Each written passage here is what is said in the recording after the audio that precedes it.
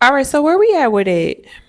I feel pressure from friends or social media to buy certain fashion thing. Girl, what are you pressured from?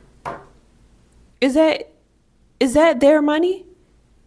Is that their lifestyle? Are they wearing it? No. So why are you pressured? Like, we are not in high school, we're not in junior high.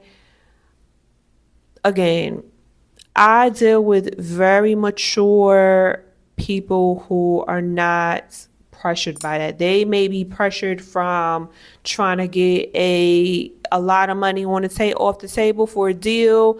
They are dealing with real life revolving things like feeding people's mouths or just bettering themselves. But you are talking about being pressured. You sound young. If you're not, I don't know why you feel pressured as an adult.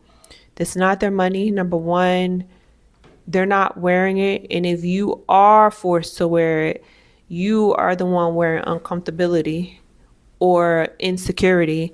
It We can tell when people are uncomfortable or pressured into wearing something just because it's the it thing and you've been, looking at that item. So they probably were like, "Oh, hey girl, just buy it. I see you looking at that like every day." But stop. Just stop.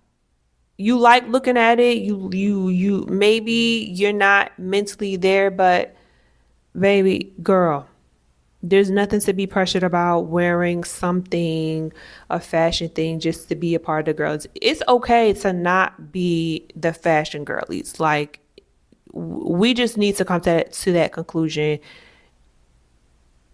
If that's not you, that's not you. You enjoy, you love looking at it, enjoy looking at it. But if that's not you, that's not you.